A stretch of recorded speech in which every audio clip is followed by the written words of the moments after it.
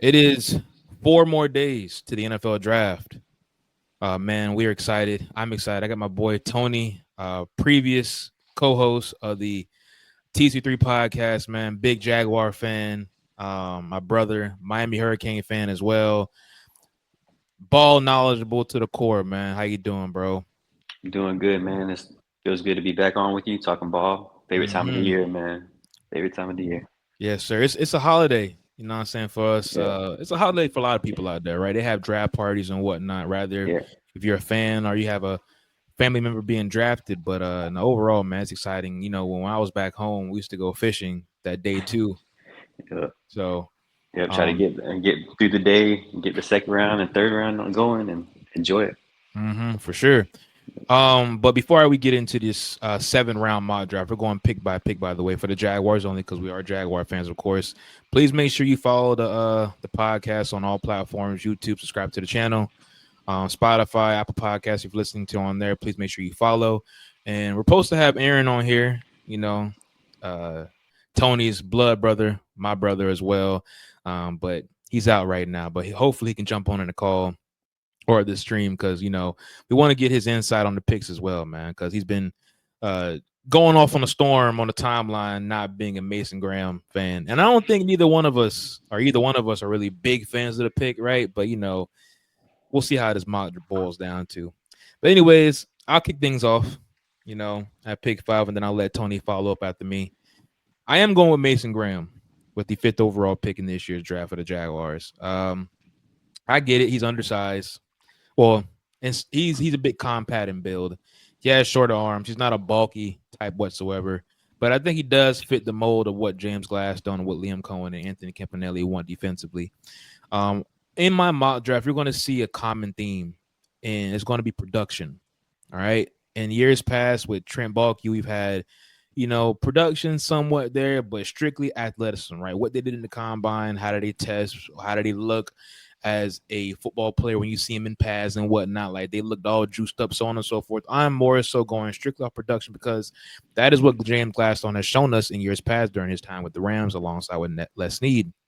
So in production, according to next gen stats on the NFL draft profile, Mason Graham was first in production amongst all D tackles this past season. First, and he was top 4 in athleticism too. So that's something to bank your hat on. 6'3" and a half, 296. He came in at that weight. He said he won't play at that weight. Hopefully he doesn't. I think he plays around like 305 to 310. He's a monster, right? He is a very sound D tackle. My thing is, and I'm quite sure you're going to agree with this too, Tony. Being a D tackle pick at 5, you have to bring it, right?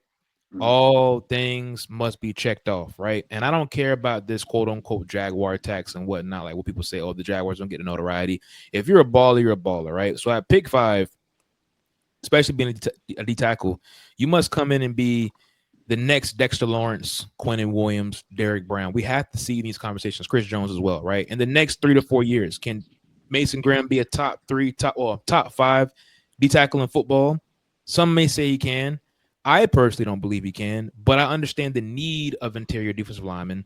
He's considered a blue chip prospect, and I think he will be, in the words of Aaron, painfully solid.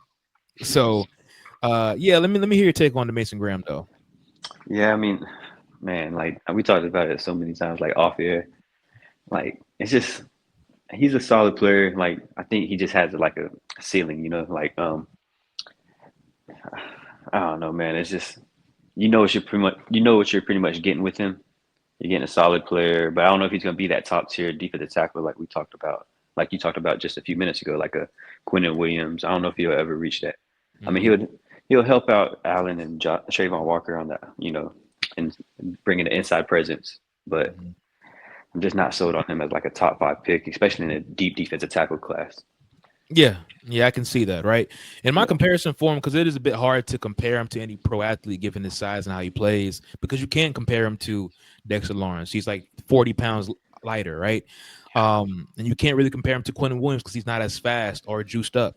I think, and a lot of people have compared him to this Christian Wilkins. I think Christian Wilkins is a very solid tackle in the league, right? At one point, he may have been considered a consensus top 6 guy, right? Before he left to the Raiders and got a big payday. Um, But is Christian Wilkins worth a top 5 pick? No. In my opinion. Yeah, probably not. Very sound guy, but not a top 10. I mean, not a top 5 pick. But who knows? We'll see. But like I said, on this pick, I'm going on production, and Mason was the most productive by a landslide, right? When it came to his pass rush rate, his run stopping ability, he was top 2 amongst all the tackles in college football this past year. So, hopefully he can come in, get better as a pass rusher, right? Can it translate? I think he'll be a fine run stopper and whatnot. But can his style of play translate? Because he's real handsy. I think he has great hands. I think he can definitely utilize a lot of tricks and intangibles to his game. But can it continue going against pro guard, centers, and tackles, depending where he's lined up at? But what do you have a pick 5, my boy? What do you have?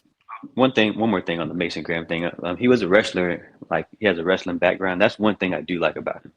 Like, he has that wrestling, even though he's undersized, but at least he has that wrestling background. That I feel like that kind of help him out a little bit. Mm-hmm. But okay, so for my number 5, a little bit of a shocker, even though it's been gaining like momentum lately. I have Ashton Jeanty for the Jags at number 5. Mm-hmm. So like, I'm gonna pull up some old quotes that Liam Cohen had like earlier this year, like when he first got hired. So when he first had that event at the stadium, you remember that when Tony Baselli, like, they had an event at the stadium, he's talking to the fans. Yeah. He was talking about how what did he say? He said at the end of the day, we want to play physical defense. We want to play a physical brand of football. We want to play good defense, and we want to be fundamentally sound on special teams. But we better light up that scoreboard. Exactly. On offense. Mm-hmm. Yeah. So I mean, that's what he's saying. Like, I mean, what better way to light up the scoreboard than have a guy that scored 30 touchdowns last year? Mm-hmm. So I mean, and like the way he took Tampa from, like, what was it? Where were they, like 32nd, 31st? They were really bad in running the football. Yeah, to like top 2, top 5, something Mm-hmm. like that. Mm-hmm. So I feel like in his mind, he could probably do wonders with Jeanty and our offense, like the scheme. He's probably confident in that. And Mm-hmm. and then another thing is, like, another quote that he had was helping him and Gladstone both. They talked about many times about helping Trevor out, and they mentioned, like, man, we got to run the football. We got to run the football. Mm-hmm. I mean, there you go. You have like one of the better running back prospects right in front of you, Mm-hmm. potentially right there at 5. Like, and there's no better way to do that. Yeah, I agree. I mean, even Trevor himself, he said it, like, in his most recent pressers, he spoke about like how they've been unable to run the football during these last few seasons, 2023 and of course 2024, right? It's been very hard for them to have an identity as a running team, right? They've been pretty much one-dimensional. Mm-hmm. And that is something they will not be under Liam Cohen and Udisky, right? That's my belief. That's our belief. So, but let me play devil's advocate, because behind the scenes, I'm rooting for Ashton Jeanty to be the pick. Yeah. But what do you say to those out there saying that, one, right, the same thing with a Mason Graham being a 5, the position value, right?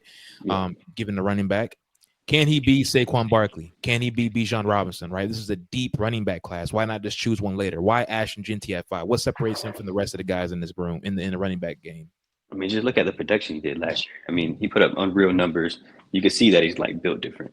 Just Mm-hmm. the way he is, like the touchdowns, the yardage. Like, I just feel like he's a difference maker. And like, I don't know, man. Like, just watching him play, he kind of does remind me a little bit of Maurice Jones-Drew, just a little bit taller. Mm-hmm.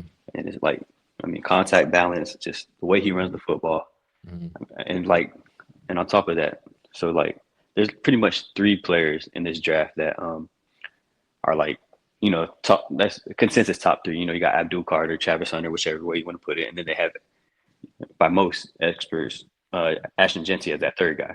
Mm-hmm. But he falls a little bit because of the running back position. But if you're gonna get a guy that's like all right. So let me ask you something. So if you take Mason Graham and he's like a solid starter, and then you look down the road, and then you see Ashton Jeanty as an All-Pro, does it really matter about the position value at that point? I agree. Yeah, so, I agree. I mean, not you, but like, yeah. The people. We both pretty much agree on this, but just for like the, I know there's a lot of Jags fans that don't want Jeanty. Yeah. But like, I'd rather have like someone that has the potential to be an All-Pro or best player at his position than someone that's like may not even have a second contract with the team. Yeah, and don't get me wrong. I think I understand the running back, the longevity doesn't last that long, right? Yeah. But if you look at the top guys, man, like they're going to like Saquon Barkley's going to be around for a next 5 years, right? Yeah. Derrick Oh Henry, yeah. look at him now. He's 31 years old, still going for damn near 2,000 yards. Mm. Not saying he's going to be that, but like just watching him at Boise State, he's never hurt. He's Mhm. durable as they come. And in my opinion, if you look at guys that are more of the compact build outside of, the freakish injuries that happened to Nick Chubb throughout his entire football career, Yeah. unfortunately, they stayed relatively pretty healthy, right? Yeah. Maurice Jones-Drew was a healthy running back during his time in Jacksonville outside of his last year, but he was, getting older, Yeah. right? You know what I'm saying? So, like, if we can get Ashton Genty to last till he's about 30 years old, that is fine. He's 21 years old, bro. That is 9 years of productivity. Yeah. And it's Think how different many? circumstances. Like Yeah, when MJD was here, we actually have a yeah. quarterback. We have like a, receiver that looks like he can be top five receiver in the league. So Mm-hmm. it's not like you're playing with like, Blaine Gabbert or Todd Bauman. If anybody remembers Todd Yeah, Bauman, the yeah. farmer. That Chiefs game, I remember that. Yeah, that was. Yeah. So he's not playing with that. He's playing with a guy that could be a top 10 quarterback. He hasn't played to it yet, I know, but he has the Hmm. potential. Yeah, So, like, I mean, it's different circumstances than MJD. He won't be ran into the ground or like kind of like how Fournette was when we drafted him. exactly. So it will be kind of different. Yeah, And I like the idea of having Trevor, Jency, and BTJ. that's a hell of an offense, especially looking at how defenses are played nowadays, right? More too high shells. You can't load the box. Load the box if you want to. We're gonna blow you up top. Yeah, With BTJ. So it gives us more flexibility, it gives us more powers on offense. And like Leon spoke about during his presser, saying with James Gladstone, they want to be a physically and mentally tough football team. And what more can you do with a running back that can just take over a game? Like take over a game. Let's say if Trevor's having a bad game, we can't get anything going in the passing game, hand the ball off 25 times. Let's get to work. The yeah, offensive line will play better as well because they'll have an identity. I think the offensive line would be better with the guys they brought in and the schemes, stuff like that. So, and also the last point I have to make on the Genty pick and why I'm a fan of it, we don't have a running back on roster that is of a Genty quality. All right. I know people are saying, oh, you can get the same thing out of Tank Bigsby, Travis Etienne. No, you can't. All right. no, Those guys are not Ashton Genty whatsoever, in my opinion. they had 2 to 3 years to prove it by now, and they haven't. So I mean, if they haven't by now, when are you going to at this point? Exactly. So Exactly. and shout out to my boy Feezy, man. I know he probably, if you're listening, I know you probably hate this right now, but hey, it's not the end of the world if we don't draft Mason Graham, man. Don't give up on the regime. Exactly. And also, and I'm gonna say this about every single fan base out there that's been critiquing all of these, mock picks. Your draft does not stop in the first round. All right. Yeah, One last thing before we get into the second round. Aaron Glenn made a huge point, and I loved it when he mentioned it during his combine talks. He was speaking about in the first round, you want to find gold jacket guys. All right. That is the goal, to find gold jacket future Hall of Famers. Right. In rounds 2 through 3, you want to find guys that play like first round talents. And in rounds 3 through 6, you want to find guys that can be quality starters. All right. So, yes, of course, at times, and in the first round, you got to go for need. But if you can land a guy that can be the face of the franchise, a future Hall of Famer, you don't think twice about it. That's all I got to say. especially when like it's kind of weak at the top of the draft. Like Mm-hmm. we just mentioned before, like it's like a consensus top three. It's Mm-hmm. Abdul Carter, Travis Hunter, and then Ashton Genty. So I mean, if you in the draft where a lot of experts consider like there's no difference from 5 to 32 or something like that. I hear a lot of people say that like in between the talent, there's not Mm-hmm. really that many like top guys. Genty is one of them. So just go ahead and take him. You're at the top of the draft. Just go ahead and take him, and you have your superstar running back. Yes, So I mean, sir. like, Absolutely. no matter how the value is of the position. I agree. All right, pick 36 is when the draft gets good. I love the depth behind this draft, right? And I love the amount of picks we have. So, um, round 2, pick 36. I'm not sure how he got here, but after reading and seeing, I can definitely see a world where he is here. And with him being in this mock draft, I did 2 mock drafts, by the way. You guys saw it in the group chat. He was there twice. So I was like, I got to get him. I got James Pierce Jr., edge rusher out of Tennessee. 6'5", 245, rangy, length, and explosiveness. Like I talked about at the beginning of the podcast, production. I think James is going to go off production regardless of how the board falls, right? And we need an edge 3. desperately. I mean, we need to edge 3 desperately. He was 4th in production during his collegiate career. Ran a 4.47 40. I think he had around like 8.5 sacks this year. He was extremely productive for Tennessee. One of the better defensive players in the last years or so, right? Off the field issues are a problem, right? They say he has a few loose screws. I'm not here to confirm that or deny it, right? But like you say, Tony, we need some guys like that in the locker room. Some guys that can just hold accountability, love football, want to punch somebody in the mouth, right? You see Play a with quarterback passion. play with passion. You see a quarterback get his head knocked off, go on the field and take the fine. Yeah. You know, not pee foot around. I don't want to say that actual word, but like go out there and play with some emotion. You know what I'm saying? Some tenacity. And I think having James Pierce Jr. alongside Mason Graham, Trayvon Walker, and Josh Hines Allen, I'm sorry, you can have one of the top 10 defensive lines in football potentially. And yes, you can all play them at the same time, right? You can kick Trayvon Walker inside and have James Pierce be your third down rusher, right? You can figure it out, especially with a DC like Anthony Campanelli that comes from that Vic Fangio tree that I'm having a brain fart on who the current DC in Green Bay is, but he comes from that tree as well. Jeff Housley Yeah, from Jeff Boston Halfley. College. Yeah, there you go. Jeff Halfley. Those guys that play that 4-3 type of defense, right? Where you can get your edge rushers on the ground and have them come off the line of scrimmage and not have to worry about sending extra pressures, right? Just rushing forward. And I do believe if you add James Pierce Jr. to this all defensive line with Mason Graham at the pick 5, you have a sound defense to work with that can be better on passing downs and also great at stopping the run as well. Yeah, I like that pick. I mean, I'm high on James Pierce. I feel like after Abdul Carter, he's the second best edge rusher to me. I'm not too high on Shamar Stewart, not too high on McCall Williams. Mm-hmm. Those guys I'm not high on at all, but I like James Pierce, and I feel like if we could get him in the second, that's really great value. You get like a guy with really like top 10 talent right there. And in a position of need, we need that third edge rusher. You can do many different things with Trayvon at that point and have, lightning packages on third down with Trayvon inside, Josh Hines Allen, and James Pierce on the edge, and then just harass the quarterback. Mm-hmm. Yeah.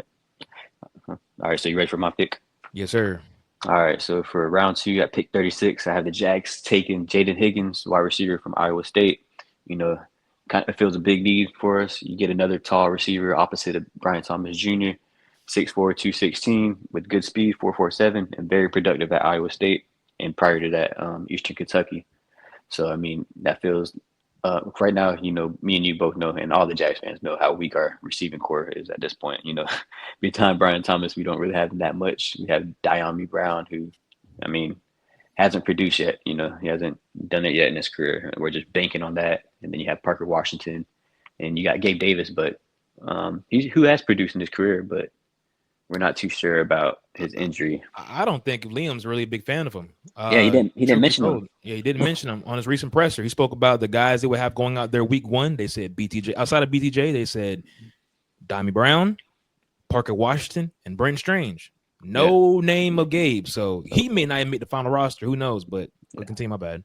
Nah, yeah, I agree. That's what I'm saying. Like, but I mean, if he is, I honestly feel like if he does play and he does make it, I think he's gonna have a bounce back year. I mean, I think if you look at his production, man, he's been consistent with like in that 700, 800 yard range and 6 touchdowns every year prior to last year.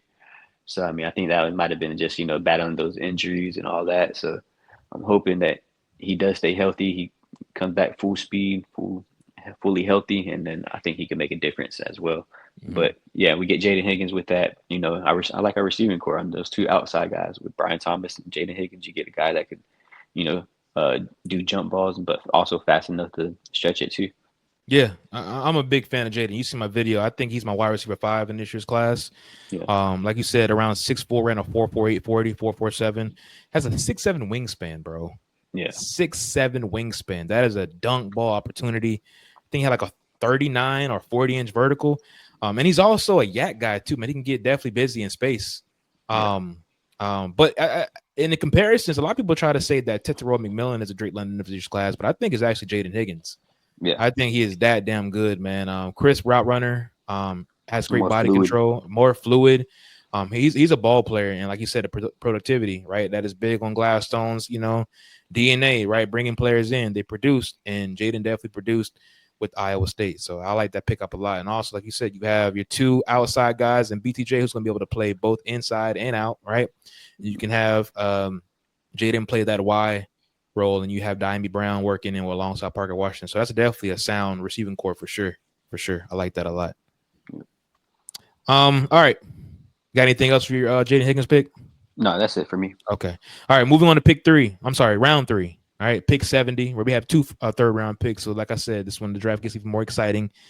I think these picks are going to be quality starters, potentially, first round talents, right? Given how the draft board falls. For the first one, pick 70, I have us grabbing Kevin Winston Jr., safety out of Penn State. Now, this pick isn't really based off production from this past year because, unfortunately, he did tear his ACL, right? He missed, I think, only played in 3 games this year, right? But his 2023 tape, phenomenal, right? I think he led the team in tackles with 61 tackles, 2.5 tackles for loss, had an interception, 5 pass breakups. I want to say he was third team Big Ten, I want to say as well. Just posted a 4.5 40 at his pro day, which is great coming off an ACL injury. And as of right now, according to a lot of draft analysts, right, he is considered the number 4 safety on the consensus big boards, right, around 4 or 5. That is beautiful to hear. 6'1 and a half, 215, legit size and NFL athleticism, all right? Great length, needs to work on instincts. He's a bit inexperienced too. That's the big thing about it too, but extremely talented. And that's a guy you can definitely just work into, and he'll be, in my opinion, maybe what we almost had in Andre Cisco, right? I think he fits that mold of what you potentially had in Andre Cisco, but with a better staff, better coaching. Maybe not the guy year 1, but year 2, a quality starting safety. And he's only 21 years old, and he will not be 22 until December. So he's really young, great size, great athletic makeup. I think Kevin Winston Jr. at pick 70 will be amazing for the Jaguars, especially for a team that has a desperate need for safety play. Yeah, I'd be fine with that. And honestly, he probably would have went a lot higher without if it wasn't for that ACL injury. Mm-hmm. Yeah, and it feels a big need. I think we have Savage back there. He's going back to safety. And then we have Eric Murray, who's not a long-term answer. And Andrew Wingard, man. Lord Yeah. Jesus. Doesn't matter. He sticks around no matter what. No matter the coaching staff, new regime, new GM, it don't matter. He always finds a way to stick around, man. He's like a roach. I'm just Yeah. playing. I'm just playing. Shout out to Dewey, man. He's a lunch pail guy, right? He's a good guy you want in your locker room, but you don't want him being your main starter, I would say. Yeah, just quality, every now and then rotation. Special teams, rotation, yeah, for sure. Yeah. Mm-hmm. All right. So for me, for the third round pick, we haven't adjusted yet in the draft. So for my draft so far, so I'm taking Joshua Farmer from Florida State.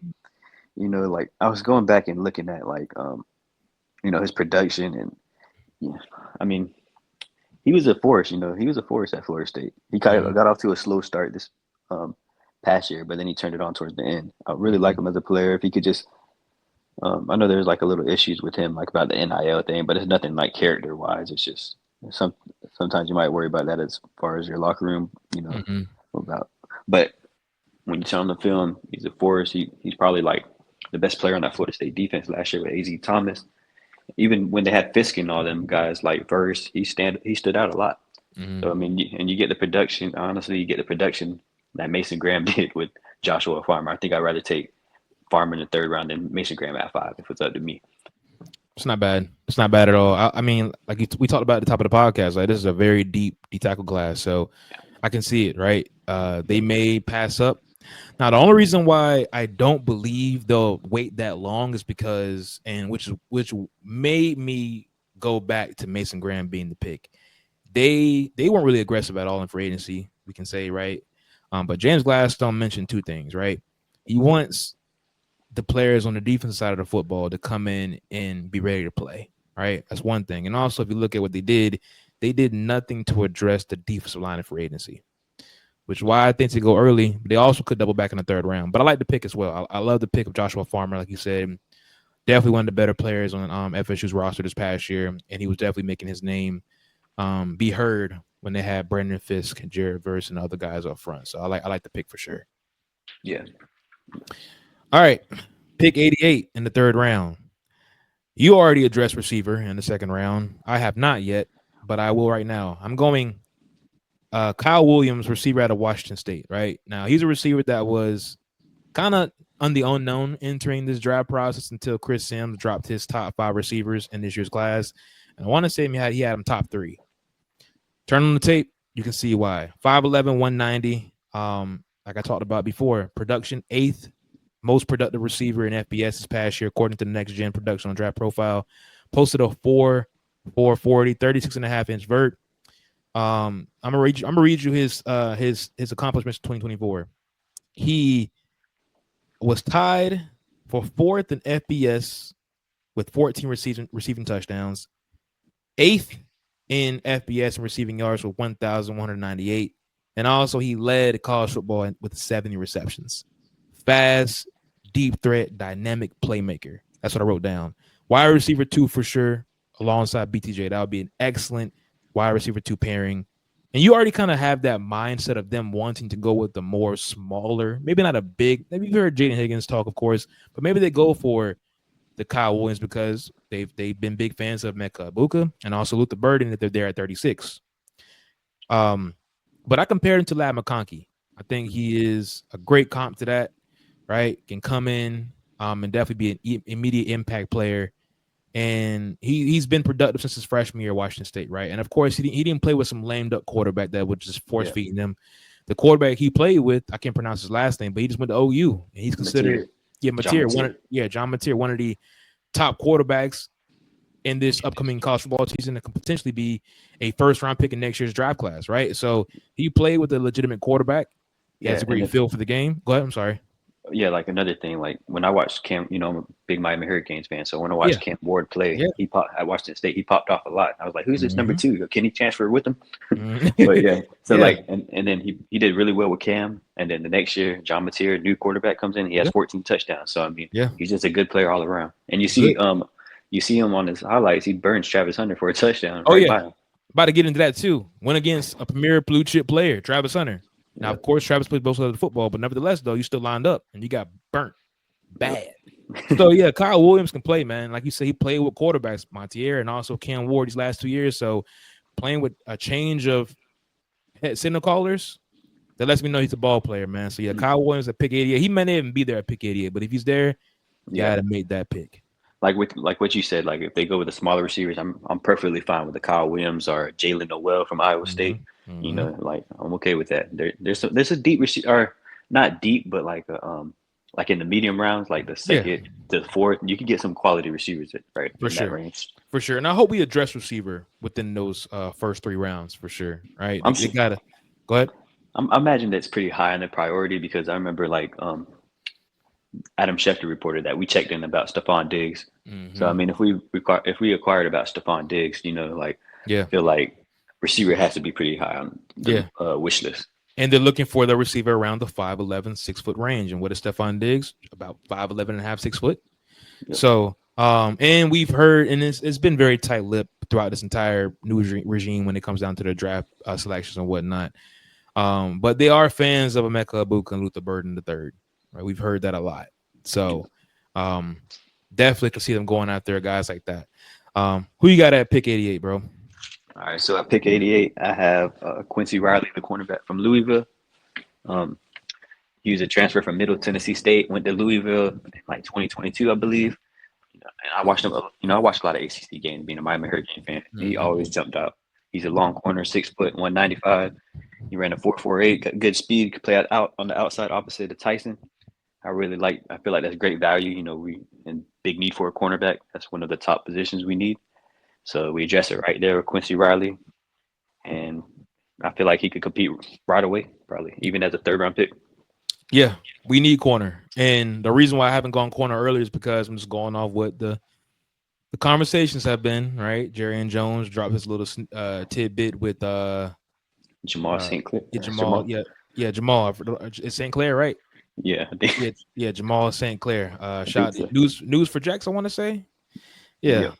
Jerry and Jones had a little interview with him. He spoke about how, last year he wanted to play outside corner. The old regime wasn't going for it. He came in this year. He was about to ask the question himself, and Campanelli and Liam said, "We want you to play outside corner." So It lets me know that, hey, your outside corners are going to be Tyson and Jerry and Jones week 1. So, and also you saw what they did in free agency, bringing in Jordan Lewis to be their starting nickel guy, right? So we'll see how that goes. All right, moving on to the 4th round. 2 picks in the 4th round, which is magnificent to have. Hopefully we can get more, but as right now we have 2. At pick 107, I have us sticking on the offensive side of the football and addressing tight end because we have a need for tight end, right? We have Brenton Strange, regardless of how you might feel about him. I think he's okay, more of a blocking guy. He's serviceable as a pass catcher, right? He's made some plays.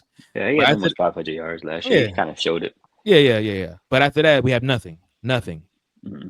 A So bunch of blocking tight ends.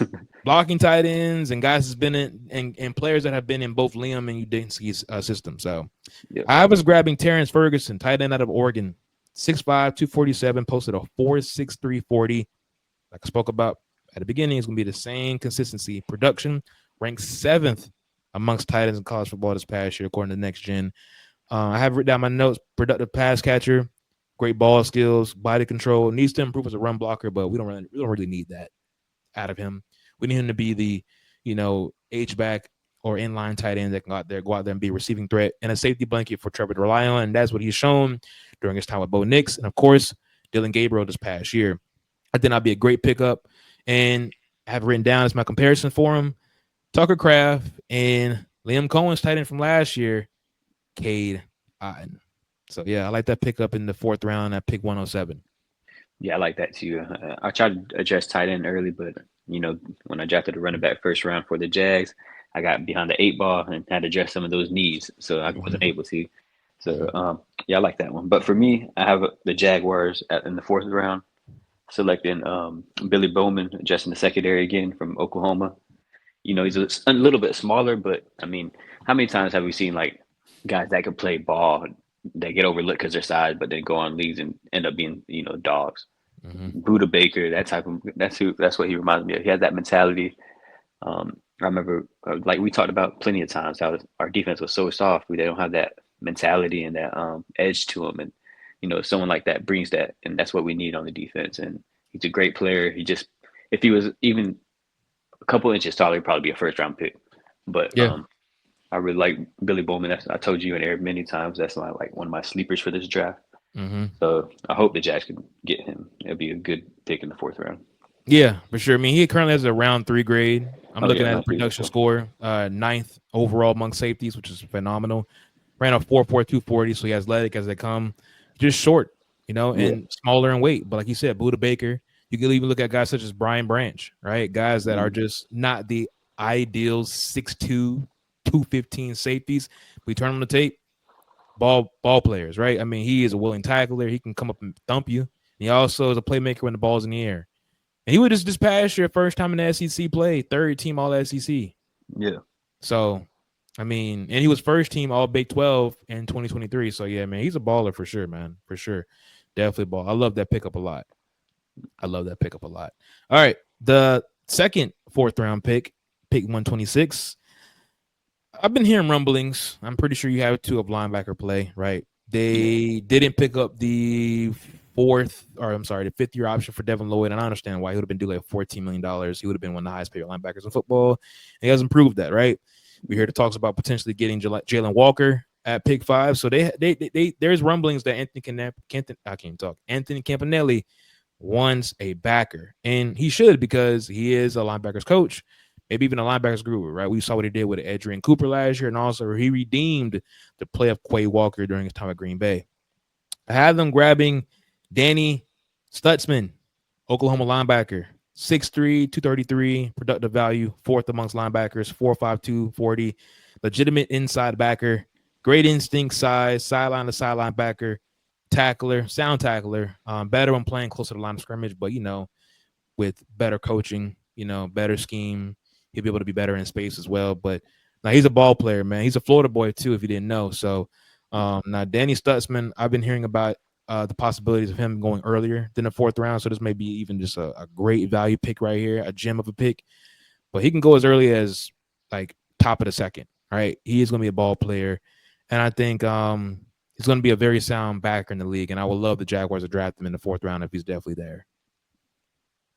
Yeah, I'm okay with that. Like, linebacker's gonna have to be addressed. So he's a good player. When I watched Oklahoma play, him and Billy Bowman were the ones that stood out the most. Hmm. So yeah, I'll be okay with that. Yeah, for sure. Comparison wise, I had him like Jermaine Pratt around that capabilities, right? Just a sound backer, so like that pickup a lot. All right, who you got, bro? I picked 126. All right, so at 126, I had the Jags taking South Carolina edge Kyle Kennard. Mm, He transferred from Georgia Tech, played at South Carolina this year, and I think he led the SEC in sacks with 11 and a half, if I'm not mm-hmm. mistaken. I got to double check on that, but I believe so. But came in right into the SEC, dominated. That South Carolina defensive line with Dylan Stewart, T.J. Sanders, all those guys, man, they used to get after it. So I mean, that addresses our edge rusher problems. Behind Josh Hines Allen and Trayvon Walker, we get a quality rusher that could finally step in and give them a break. And I think and we talked about it all the time in the group chat about the players outside of Josh Allen and Trayvon Walker having only 3 sacks. So we It's need it's that. it's, it's Yeah, just I don't even just asinine, man. But yeah. yes, we need that for sure. I feel like we talk about this every year about getting that third edge rusher. So I'm hoping if we could get Kyle Kennard right here at this point, yeah, that'd be a huge pickup for us, like a steal. Because I Yeah, mean, you get a quality edge rusher that could probably get you 6 to 8 sacks as a third edge rusher. yeah, and I'm surprised he's even going to be here in the fourth round because I know the Jaguars have met with him before. I want to say on their earlier visits during the combine. Mm-hmm. But I'm reading right now, second team All American, SEC Defensive Player of the Year, first team All SEC, won the nation's top defender award, finalist for the Lombardi Award, nation's top defensive lineman, of course, offensive lineman as well. Led team with 15 and a half tackles for loss, led the SEC and ranked eighth in FBS with 11 and a half sacks. Started in 12 games, 28 tackles, pass breakup, 3 forced fumbles. Baller, man. Straight up baller. Yep. And I, he ranks ninth in overall production amongst edge rushers and defensive ends. So yeah, he's a ball player, man, for sure. he gave Will Campbell problems last year and when they played LSU. Yeah, he did. And Will Campbell was going to be a top 4 pick. Yep.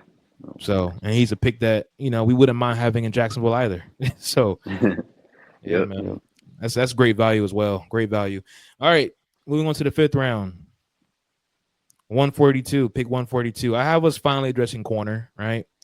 A guy that's going Dorian Strong, corner out of Virginia Tech. Now, his production wasn't that good or wasn't viewed as good as it was in 2023, right? So this is going off what you can potentially get out of him from his junior campaign with better coaching. In 2023, he was third team ACC, led with 3 interceptions, 8 pass breakups, 25 tackles. So, of course, I'm going more off 2023 film. I think he kind of reminds you of the Martin Emerson type. His 40 time wasn't that fast, around 4.5. Like I said, 6'1", 185. I think he's a sound corner. He can come in and compete, be great depth if anything. But like I spoke about before, I would love to address corner early as even 5. Will Johnson, I would love that. But it seems as if the staff is okay with the corners they have on roster right now, right?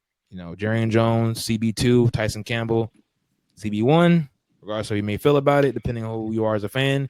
And Jordan Lewis playing at nickel. So if you can get Dorian Strong to develop as that 4th-string corner to play, or compete with Monteric Brown, then you might have something, right? You might. But I like the possibilities what he can be in the 5th round. And, of course, I think James Gladstone's done a really good job of finding late-round corners. Right? I think Kobe Turner, not Kobe Turner, Corbett Durant Yeah. was, I want to say, a 3rd or 4th-round pick.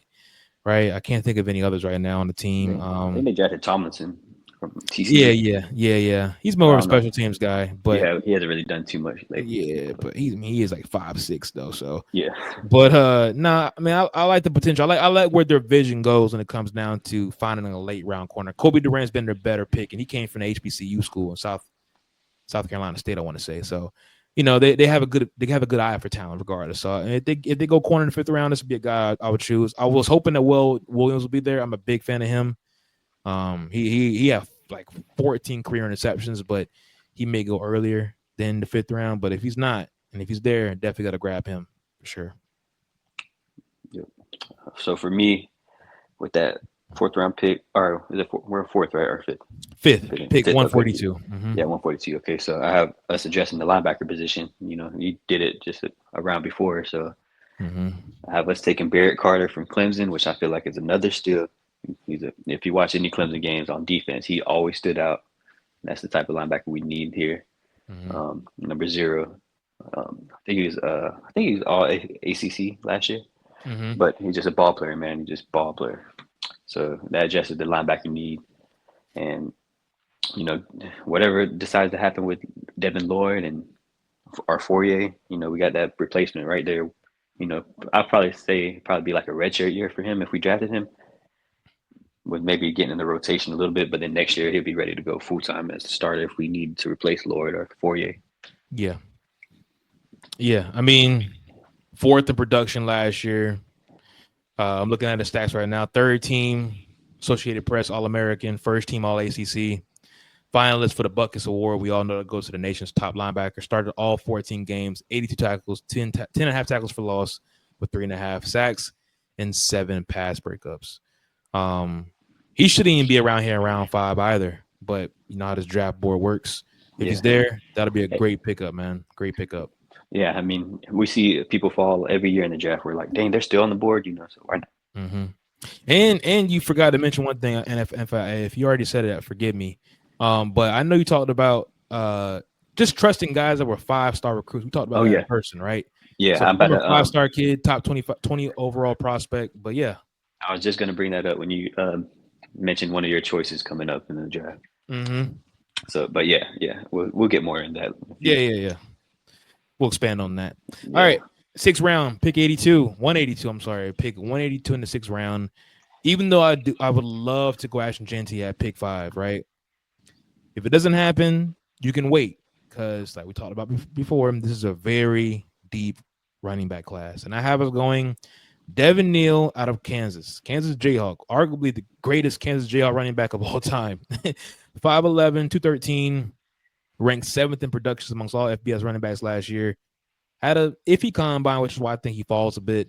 Ran a 4.58, but that fits the mold of the running backs that James Gladstone and has been accustomed to drafting, and Kyron Williams, of course. We all know his 40 time wasn't that good, but he was extremely productive at Notre Dame. Look at him now. Blake Corum as well, right? Slow 40 time, but extremely productive at Michigan, and you would hope he has a better year too this season. So production just jumps up the charts for Devin Neal. 49 career rushing touchdowns, 53 in total. So he had 4 passing touchdowns. First Jayhawk to rush for 3 straight 1K seasons.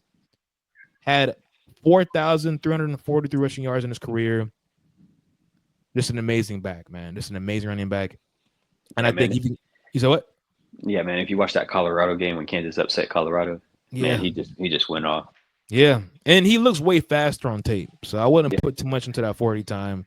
Yeah, running back 40 times, it's not really that big of a deal. But this year, for some reason, it seemed like the fastest group of running backs I've ever seen. Yeah, for sure. Yeah, for sure. I mean, even your boy Damian Martinez ran faster than what I thought, man. He was moving for his side. Yeah. That's really good. So, but yeah, like you said, man, he's not a track star, not like that, Devin Neal. So, is how he looking on the football field? And I didn't really see him getting caught from behind in college, if ever. So once he breaks that hole, he's gone. So yeah, he's a ball player for sure, and I think he could definitely turn into a potential starting running back for this team. So yeah, what you got at pick 8, 182? So I had the Jags finally addressing the offensive line. I would like it sooner, but the way the board fell, some of those guys were just you couldn't pass up at that point. But I have Jackson Slater from Sacramento State. He gives you a little versatility with playing center and guard. Try him at guard first, and then or whichever position. Because eventually he could replace Hainsey, because Hainsey's not going to be here forever. He's just like a short-term solution, someone that knows the system. So that gives you a potential guy that could give you flexibility from guard to center. Maybe take a redshirt year just to get him right, and then replace Hainsey after a year. Yeah, he played in the Senior Bowl, did pretty well there. So I'd be okay with that pick at that point. Yeah, I'm not mad at it either, right? And just like you in pick 194, I finally addressed the offensive line. And the reason why I think me and you both addressed offensive line late is because the Jaguars really did a sound job of bringing in depth. Yeah. Right? Now, of course, we've heard they love Will Campbell. They love Jared Wilson. They love Tate Ratledge. They like Andrew Mimbu, right? Or I don't know. What's his name?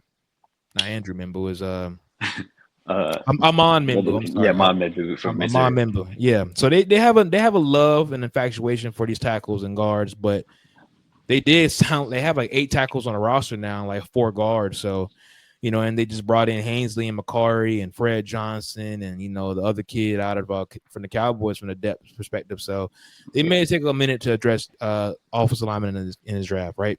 yeah. If But they at go 190, off oh, go ahead. I'm sorry. sorry, no, if they go offensive line, I'm pretty sure it'd be interior because Hmm. like you said, we made a lot of moves at tackle. You have Walker Little, you have Anton Harrison, then you have Fred Johnson coming in. You have what's his name, Yeah, Adobo. I I'm call him calling O Adobo. Adobo. O. Adobo. Yeah, O from the Yeah, Cowboys. yeah, Yeah. yeah, yeah. So we have him, we have him coming in, and so like it seems like interior is more of like the pressing need. I mean, Yeah. as it should be because I mean we have Ezra Cleveland who kind of struggled a little bit. Hmm. Yeah, so and then you have Hainsey who he just wasn't starting at any point last year except one game. Yeah. So I Yeah. mean he got beat out. So it's Yeah. kind of questionable at that point. Yeah, for sure. I mean, he's gonna have to take camp and preseason to potentially bench Haynes. I think he's a starting center for right now. But like he spoke about, I mean, like regardless of how we feel about the tackles, they have 2 quality ones, right? Yeah, Hopefully, Walker Little can stay healthy this year. Maybe, I mean, hopefully Anton Harrison continue to develop, right?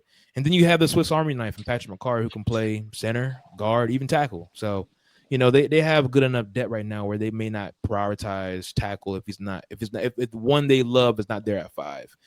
But for me at pick 194, I have been going Clay Webb, who projects as a center in the NFL, 6'3", 312 out of Jackson State. Now, like I talked about since the beginning of this podcast, Tony, production. Guess where hmm he ranks amongst centers in production according to Next Gen? where Second. yeah, Second. Former 5-star. yep, Went to Georgia. Kirby Smart. If Kirby wants you, you gotta be damn good, right? And he's a yeah, 5-star kid.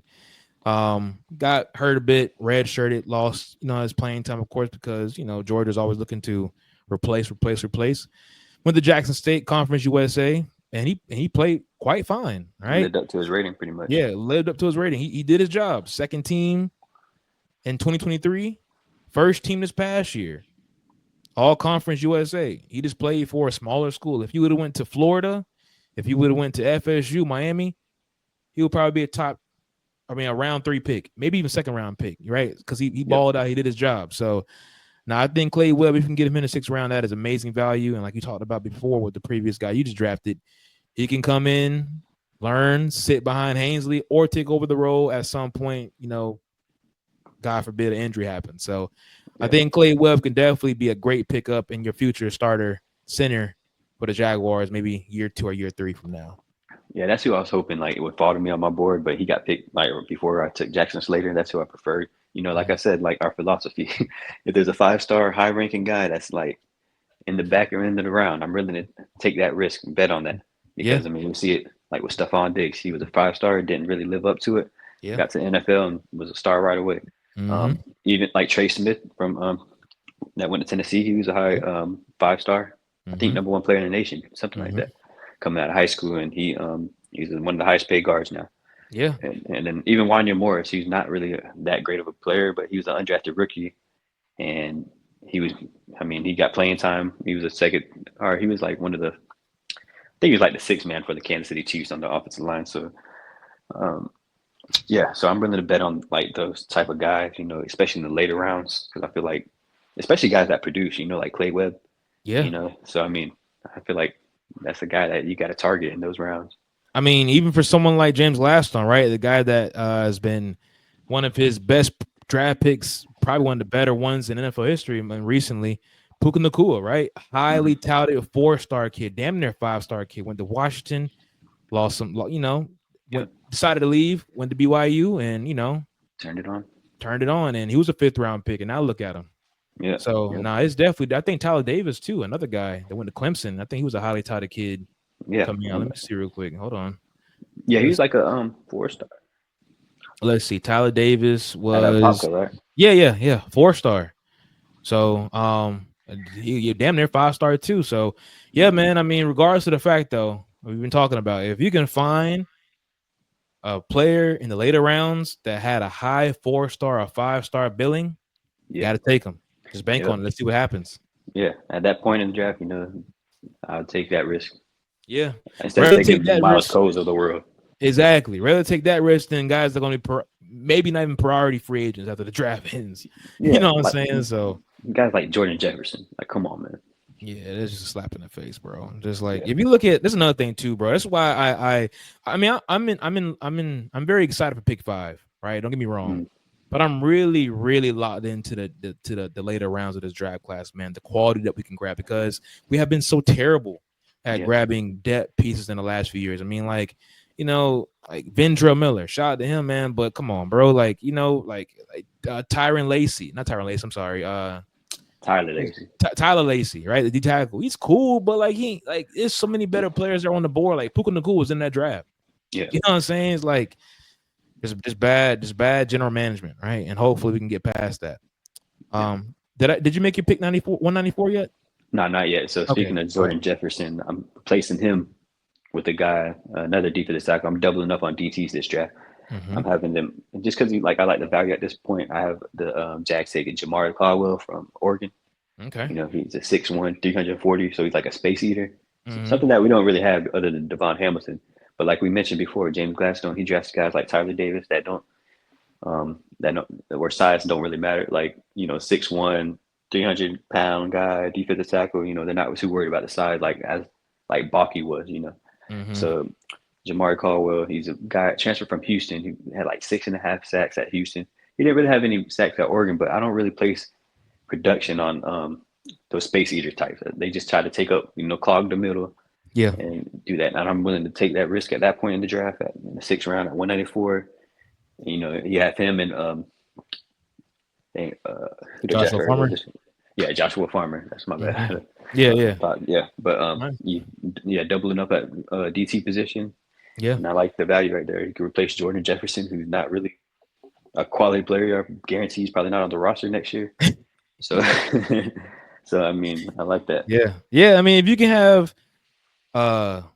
if you can have Joshua Farmer, Jamari Caldwell, Mason Smith, the 2nd round pick from last year, and whatever you can get out of Eric Armstead this year, alongside Devon Hamilton, Yeah, in a new system, that should be better, right? They yeah, shouldn't be getting pushed around. And I think another reason why you waited to go D tackle is because you're banking on Mason Smith turning that switch, yeah. right? And if you get a guy like Jamari Caldwell, you can do a lot of more flexibility. Like you have that nose tackle if you want to show multiple defenses, like go from 4-3 to 3-4. You can have those Yeah. looks where you have him as a space eater, have Mm-hmm. Eric Armstead and Mason Smith or Trayvon Walker, one of them guys that play in that defensive end, and then Josh Allen and whoever we draft as another edge rusher. Yeah. So No, I agree. All right, seventh round. I don't know what pick it is. Let's start writing the number at this point. But 221. 221, 7th round to 21, right? I got us going Riley Mills. I'm doubling up on D tackle too, out of Notre Dame, 6'5", 291. This dude, it's surprising he may fall this low. I'm not sure why not many are more higher on him. Production, 10th amongst all DTs. 37 tackles, 8.5 tackles for loss, 7.5 sacks. He is pro ready. Great size, nonstop motor. And I think the reason why some may have forgotten about him and why you couldn't see him on a bigger platform is because he had a knee injury before the playoffs started.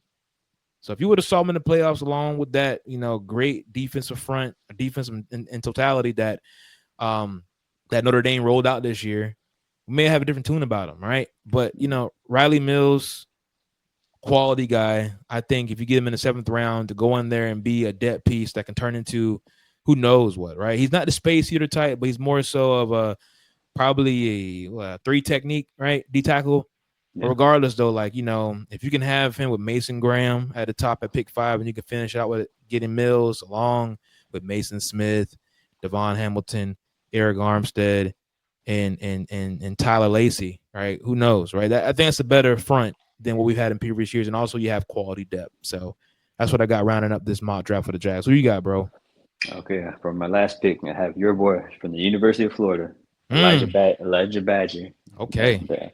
I mean, at this, at the seventh round, I'm willing to take this because honestly, he surprised me with a 4.43. You know, he's been productive. He was productive at Arizona State, put up good numbers, transferred to Florida, despite the going to do two different quarterbacks. He produced still, and they ran a 4.42 with good size. I, I'll take that risk at this point, and not risk. It's not even a risk at this point. It's just betting on someone to compete with the other guys. I think he could make the bottom half of the roster. And beat out one of those guys for a spot on the team. Yeah, for sure. And another thing too, you've had the chance to check out Elijah Badger, watch the LSU game, man. He ripped them apart. That was a great game. Him and DJ Lagway hoop too, but that was a great game from Badger and DJ in that matchup. So yeah, for sure. Aaron's on. He's here. No, just in time to make your just in time, man. Just in time. Dang, you don't even gotta hear our picks. You could just go straight to yours, man. We'll talk about it from your standpoint. Y'all didn't go round by round? We did. We done. Oh, damn. This good ball talk. We All done, bro. We done. You just want to start? Let me introduce you real quick. Okay, so we got Aaron, my boy Aaron, FSU fan, Jags fan, Jaguars fan. He's a bit of a troll on the timeline. He's calmed down as of late, but you guys know Aaron. He has been a huge advocate of no Mason Graham. All right, so before you get into it, I went Mason Graham at pick 5. Tony went Ashton Genty, so we know you have a different pick. But no Mason Graham for Aaron. So we'll let him get off his mock draft picks rounds 1 through 7. What you got at pick 5, bro? At pick 5, I have. Hold on, let me pull it up. I have Jalen Walker, edge rusher / linebacker, Georgia. Mm-hmm. Like what they're saying. I think all that stuff that came out last week, they're looking for somebody intangibly rich, leadership, all of that. He fits the billing for all of that. Mm-hmm. I feel like that's the best pick at 5 at that point. I know a lot of people won't agree with that, but he'll be a legit day one starter, game changer on the defensive side of the ball. When James Gladstone made that intensely rich comment, that's the first person that popped in my head, honestly, with Jalen Walker. The team captain, the leader, versatile, to play linebacker and edge. I like that pick. If we get Genty or Walker, I'm very satisfied. Yeah, and people who don't like him are just like too sold on a player because it's so late in the draft process that they do all this quote unquote research and kind of go with the flow on the timeline or whoever they think other Jag fans think they're going to take. So like they talk themselves lock into the Jags since December. Yeah. So they don't want to look dumb or like they feel like they invested so much in the Mason Graham and their research that they feel like he should be the pick. But honestly, I think Jalen Walker's a better player, higher ceiling, and about the same floor. I think you're getting a good player with Jalen Walker regardless, where Mason Graham's a high floor player, but I think Jalen Walker's elite athleticism can play two sides. He can be off-ball linebacker first and second down and slide down to the edge on third down, give you elite edge 3, and then elite linebacker 2. So you're almost drafting 2 positions. And then one thing I did, I know we talked about it, Aaron, I went back and looked at Roquan Smith productivity at Georgia his last year and the few years before. Jalen Walker and him are pretty much similar if you go look back at it. And honestly, Jalen Walker has more production to the years before as well.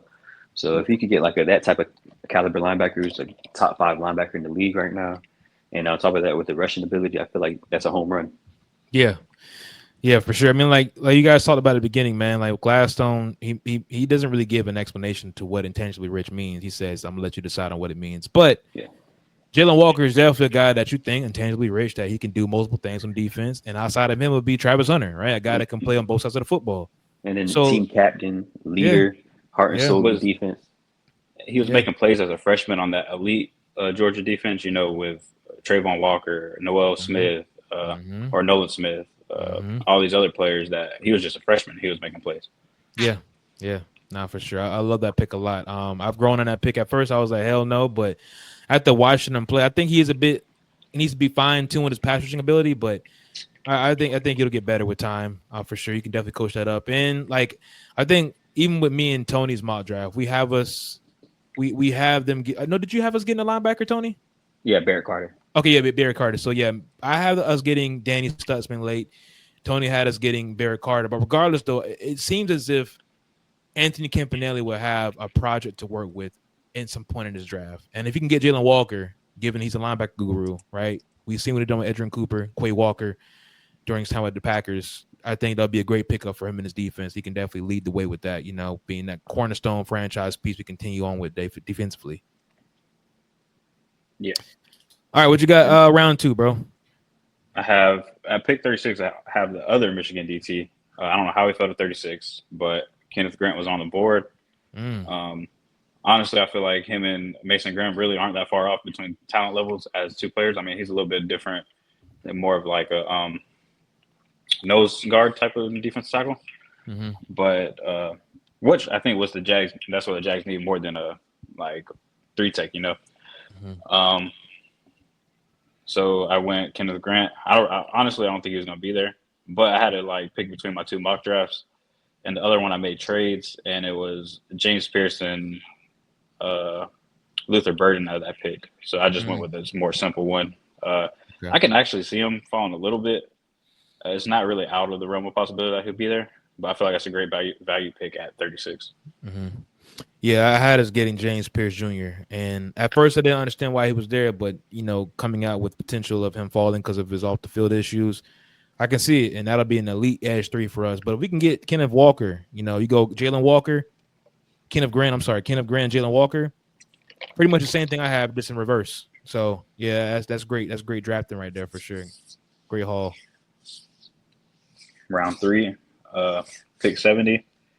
I have the Arizona guard, Jonah. I don't know how to pronounce his last name. He's one of the Samoan boys. Samoan? Yeah. Salvania. Yeah. Whatever. I just saw his last name. I knew that we needed to get him. Now, he's a baller for sure, though. He was nice for Arizona for sure. Yeah.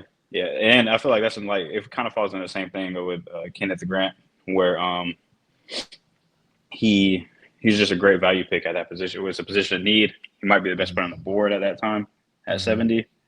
Almost might be an impact, maybe not day one starter, but first year starter at some point in the season, especially with all the like journeyman career backups we got in the free agency. Somebody like him can just come in, work, and then by midseason he'll be starting. You kind of want to put your chips in him. I like that.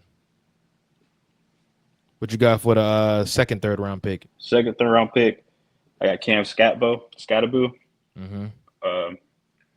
running back, Arizona State. I think he kind of fits the billing of what both of these Gladstone and Cohen like in a running back. They're not blazers. They're physical, can catch passes out of the backfield. I know he ran a 4.65, but you'll still add like an instant playmaker to your defense or to your offense. Somebody who might just get you like I think he's gonna be a good player, but he might be a little bit like 5 yards per carry, not really busting stuff, but just a solid every down back. He's 5'8", 215, I think. He's very similar to Kyron Williams. I mean, before I even knew what his 40 was, that's kind of who I compared him to, like a James Conner / Kyron Williams type of back. And if you look at if he's either one of those backs and you get him in the third round, pick 88, I mean, that's a productive back right there. Yeah. He's, I think he's cool. You know how I feel about him. I think he's a really good receiving threat, which is something that doesn't get talked about enough in his game. But like production out of this world, right? He was extremely production for Arizona State. We saw what he did in that Texas matchup. He had himself a damn game. He damn near won it himself, right? Yeah. So no, I can see that pick being there for sure. Yeah. All right, pick 88. No, that was pick 88. So pick 107. I'm sorry. 107. Pick 107. What you got? Pick 107. I have Quincy Riley, cornerback from Louisville. He started his career at Mid-Tennessee State, was a baller there. Went to Louisville, and nothing changed for him. He was probably one of the better quarterbacks in the ACC. Fills a position of need, can play outside, can play inside, but I think for us, he'll play outside. He's not like an athletic freak like some of the higher corners on the board, but he's a smart player, knows how to play position, which is understated. I think he'll be a great pick. I think he'll start for us mid-year too. Yeah, I like that pick. I think Tony had the same pick and Yeah. around that same area. Yeah, we have like 2 back-to-back same picks. Yeah, that's good right there. And then I'm trusting Tony for a pick 126. It's another one of our same picks. Tony, this is one of Tony's steals, so I'm listening to him. So if we draft him, he sucks. He's going ahead and putting it out there. Billy Bowman Jr., the safety from Oklahoma. For round 5, 142, I have Caden Prather, the receiver from Maryland. That's one of your guys. I think he's a little bit like undervalued. Like when I drafted him, I had to go search down for him. But I think late in the draft, these boards that like these mock draft simulators have, they mean less and less like where these players are ranked. There's a guy that I think could be a like early mid day 3 pick. I think he has like a lot of similarities in Nico Collins. 6'4", can run. He ran a 4.46. He's just a little bit. He didn't test as much as Nico Collins did at combine. So like I was comparing their RAQ scores or whatever. I think he would have been similar. Nico Collins was like a 9.98 and he was like a 7.98. So there's some athletic differences, but like build. But he also didn't lift. Nico Collins lifted at combine. He didn't lift. So I feel like stuff like that pushes him down a little bit. But like in that score and like whatever their grading system is. But I think he's a big body, 6'4". We still need Trevor to get that big body. I mean, we know Brian Thomas Jr. is a big body, but he's kind of like more slender. So we need and he's a guy that I really didn't know too much about until I watched him and pretty much just fell in love with, man. He knows how to use his body, has exceptional length. He started his career at West Virginia and was a budding star there. Like fans are so mad that he left. Went to Maryland. His production is not the best, but it's consistently like 500, 600 yards a year. Which, if you look at like Maryland's quarterback play and West Virginia's quarterback play throughout the years, they both didn't have great quarterback play. I feel like he's going to be a steal. I like him better than the other Maryland receiver that's a little bit higher than him, Felton. Is that his name? Tay Felton, I want to say. Tay Felton, yeah. So that's one of the guys I have like an asterisk by because I think they're going to be really good. Yeah. And then round 6, 182, I have Mello Dotson going to us, another one of the guys I really like. Way better than his brother who went to FSU and was not a great player. Mello is great. I like him a little bit. I like his size more than Kobe Bryant. They're both like – it's crazy that Kansas always gets good corners, it seems like. They're both kind of similar. Melo's a little bit more physical. He's 192, 6 foot. Kobe's like 161 or 6'1", 175 or something. But both make plays. He made a lot of plays throughout his Kansas career. He's like Kobe was the hyped up one, but every time I watch Kansas, he stands out a little bit more than me. And then for round 6, 134, I have Nick Nash. I just think his production is like at that type of pick. It's kind of like you're banking on that production, you know. You don't just produce like that overnight. So like I feel like you can take a flyer on a guy like that and just be like, and possibly get a good football player. Kind of like the Rams did with Nakua and Cup and all these guys. I feel like he kind of fits the same billing as like an underrated prospect that just produced in college. I'm gonna ask you real quick. Are you not worried about his age? I asked you this in person, but he's 25 years old. Not around 6. I mean, maybe around 1. Around 6, you're just trying to get impact players. I mean, trying to get players to come in and make an impact. Or not. You're not trying to get impact players around 6, but you're trying to get quality depth. Yeah, quality depth. Yeah, and it's more like wait and see. Like let's take him and see. I mean, 2 years in the league, if he's 26 and has 800 yards at your wide receiver 3 or something, that was worth the pick at around 6. Yeah. You know. Yeah, for sure. And then round 7, pick 221, I have Tyrion Ingram-Dawkins, who just is one of those other former 5 stars on that Georgia defensive line.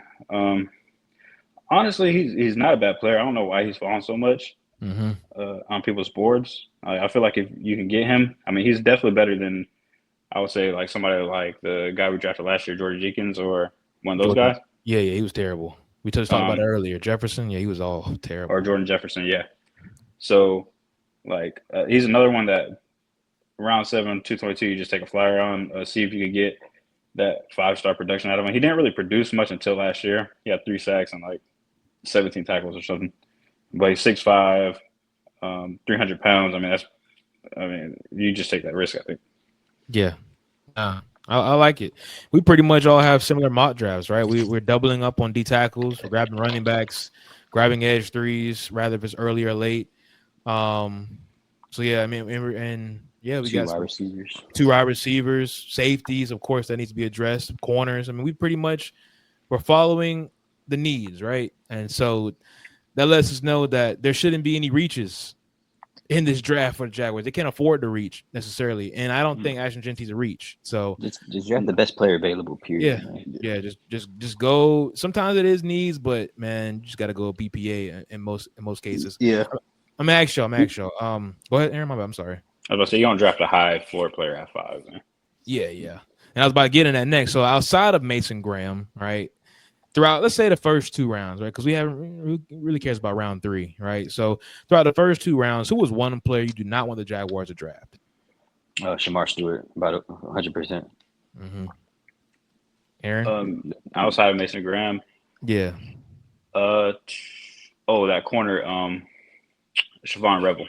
We won't draft him, but You don't like Siobhan Rebel? nah. It's something about those small school taller corners that like get drafted early. Like every once in a while you get a Tyreek Woolen like in the 7th round or something, but usually outside of Sauce Gardner, I can't really think of one that's worked out. So I was looking up some research earlier today. Like my dream scenario at 36 is if we could get Malachi Starks. I know people are saying, probably just listening saying, "Oh, there's no way he's gonna be there." But I looked up and I did some research. So like in the last 3 drafts, there is only one safety that's been drafted, and that was Kyle Hamilton. And like he was projected to go top 5 for the longest, but he fell to 14. So safeties are kind of similar to running back in that regard, as far as like position value. And then even before that, there's 3 safety drafted in 2021. That was Lewis Sine, Daxton Hill, and I forgot the other one. But I remember saying Lewis Sine was going to be the biggest bust of the draft. That's right.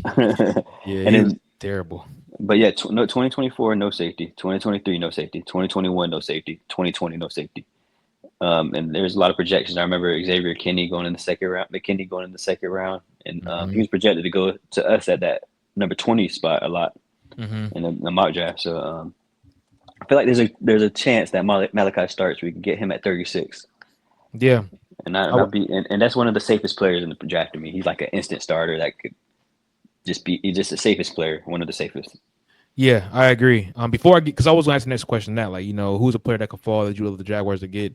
And I love you mentioned Malachi because you hear so much talk about Nicky Monroe. He may be the first safety on the board, right? So it's a very great chance that, prospect fatigue builds up for Malachi Starks and he falls. A player that I don't want the Jaguars to draft at all. Not a fan of his game. I watched it. I just don't like it. And I know, and I've been hearing it so much that it's like, oh my God, man, it's nauseating. But Jake Betch. Don't want him. Oh, you don't want him, Jack Betch? Jack Beck. I don't want him. I don't want him, man. I don't because it feels like they're just like, I don't know if it's like the media or especially Jaguars media just trying to Puka Nacua, Cooper Kupp. That's him. That's him. No, it's not. Yeah. No, it's not. He's honestly a fine player, but I just don't want him. Like, because I feel like we need a legitimate wide receiver too. I don't know if he can be a wide receiver too, in my opinion.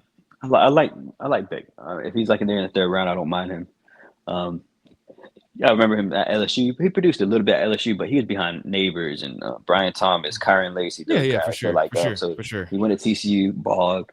I'll be okay with Betch. I'm not that bad about it. I don't really want. But only in the 3rd round. Only in the 3rd round. Yeah, not second round. If he's in the second round, we waste a pick on 36. Yeah, we're not doing good. We're not doing good. All right. Now you mentioned a player that you would love to fall if he's there. Aaron, I'm gonna let you go first. Who's a player that you would love to fall to the Jaguars at pick 36 if he's available? I'm gonna steal your mock draft at 36 and say James Pierce. Yeah, man. Yeah. He to me, he's the best edge rusher in the draft. I watched him a lot. People compare to Brian Burns because of their size, but he was a consistent 240 throughout his career, like 240, 250. Burns was like 220 playing until the combine he shot up, or like his last year he shot up. Mm-hmm. But he's more like Jared Verse for me. He's physical, makes like a instant impact. Like people think he doesn't have a pass rush or like a power rush, but he does. I mean, he's strong, he's physical, he's violent. He disrupts the game. I think if you compare him in with Josh Allen and Trayvon Walker, I think you finally have a legitimate edge three who is better than most people's edge threes. It might be, honestly, he might move up to edge 1 or 2, like Yeah. 2, 3 years down the road. Yeah, I agree. I love that. For me, I have a few, but I'll limit it. Give me 2 because I want to give you another one too.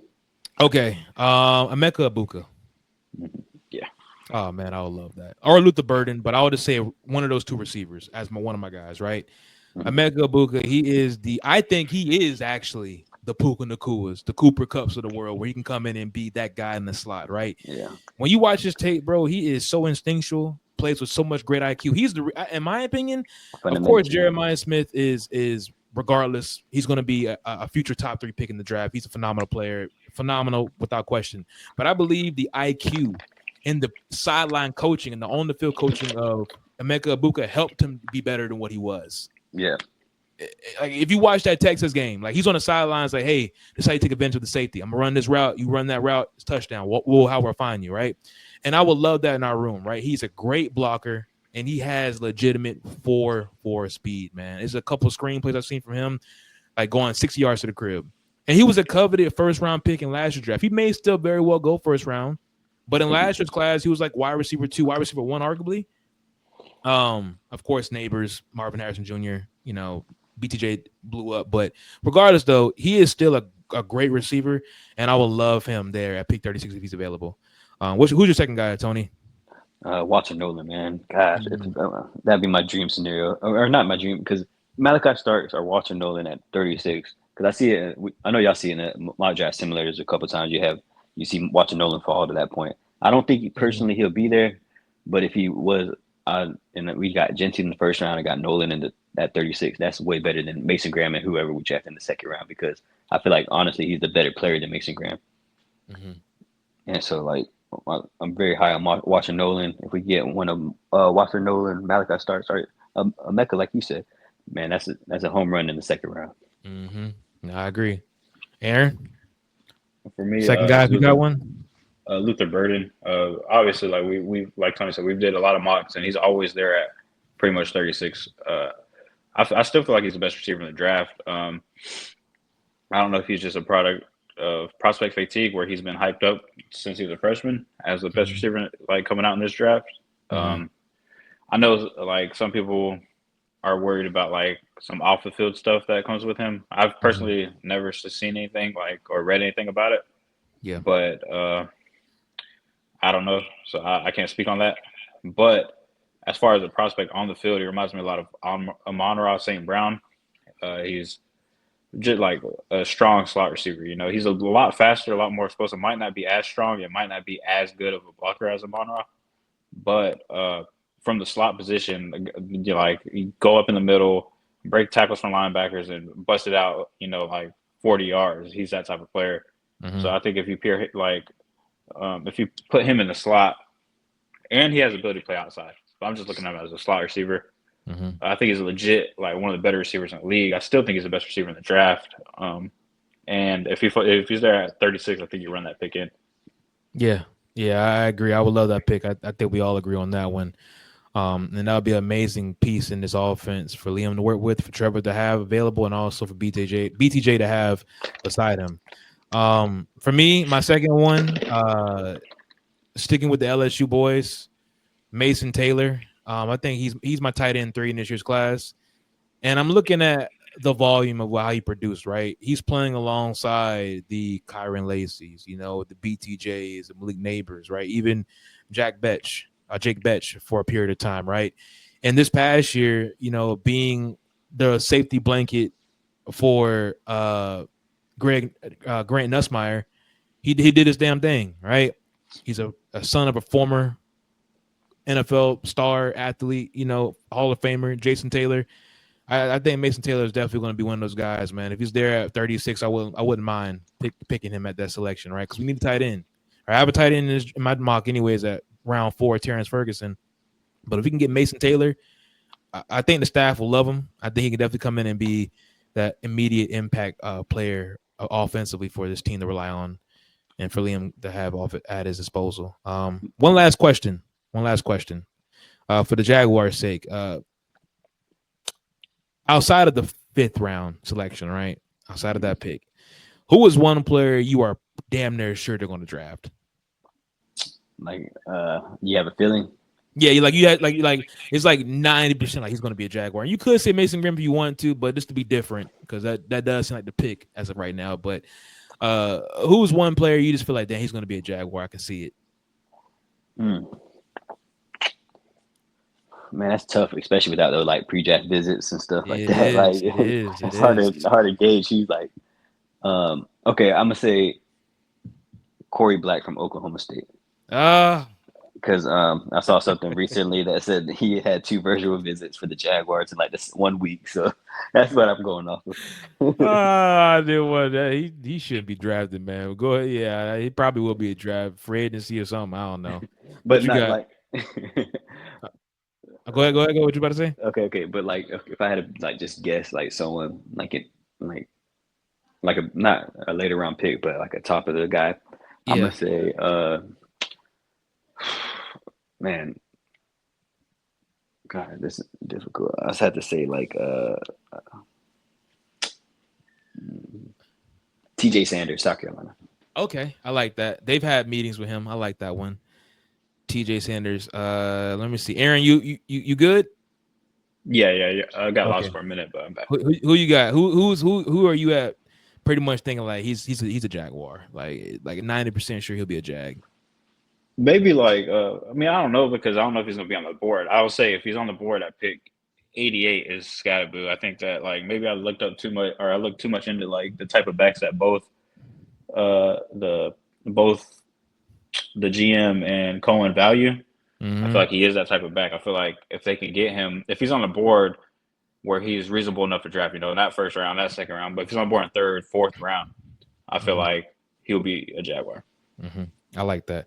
I got 2 for you. One's a fan favorite, and one's just like my personal belief. RJ Harvey, running back out of UCF. I tried so hard to get him in the mock draft, but I just couldn't, because he just went like in the 4th or 5th. That's been a fan favorite for sure. I mean, I can see why. I mean, he's a hell of a running back, man. He produced at a high level at UCF, did his damn thing, and they met with him. So and he fits that Bucky Brooks type style, right? The guy Bucky Brooks. I'm sorry, what's his name? Is his name Bucky Brooks? No, it's Bucky Irving. I'm sorry, Bucky Irving. Talking about the Jaguars analyst. Shout out to Bucky Brooks, bro. Damn, Bucky got more of a say than I thought he did.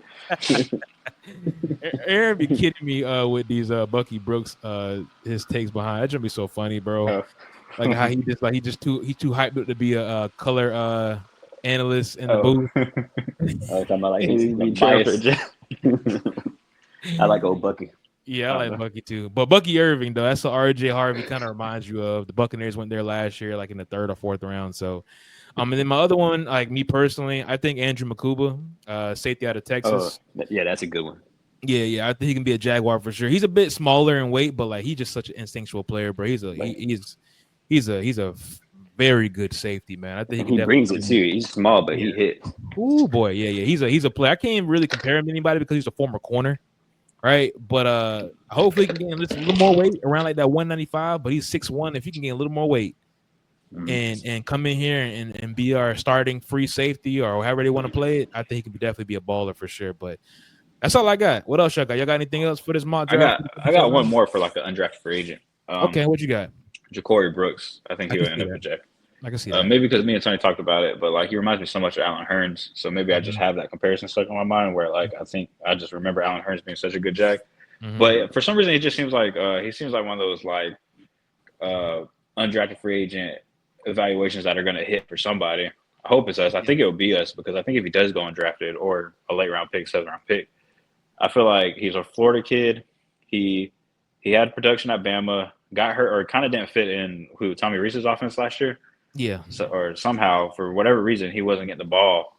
But if you look at their whole offense, a lot of those guys didn't get the ball. Malik Benson was there; he's sucked for us too. But there's a lot of guys that didn't get the ball in that offense. And Ja'Cory Brooks was like their second leading receiver the year before with like 800 yards or whatever. Then he goes to Louisville and produces, has a 1,100 yard season. I think he ran a 4.5, not a great 40, but he's physical. Like he's big enough to be physical inside in the inside game. He can play slot. He's like 6'1", or 6'2". He might be bigger than that, but I think he's 6'2". But he's a guy that I think will end up a Jack somehow. Yeah, I know my philosophy on those 5 stars that are like in the Jack late round guys. I take a risk on that. Yeah, for sure. Nah, man, I love that a lot. Well, we got 4 more days, gentlemen. These next 3 days are gonna drag, but we're almost there. We're almost there, man. I'm excited. Yeah, man. I ain't got nothing else. You guys got anything else? Nah, this is like Christmas time, man. This is the best time of the year. Nah, for sure. Definitely the best time of the year. Well, maybe we can link up on day like before day 2 starts, and like players would be like a quick 30-minute thing. Oh yeah, for sure. We'll definitely do like a live or something. Get something out for sure. Yeah. But I'm excited, man. I think pick 5 is going to be, hopefully this new regime can kick things off with a phenomenal pick at 5, and he can be a phenomenal Jaguar and a phenomenal NFL player, man, because we deserve it and we need it badly. So, game changer. Yeah, for sure, game changer. But anyways, man, until next time, thank y'all boys for tapping in.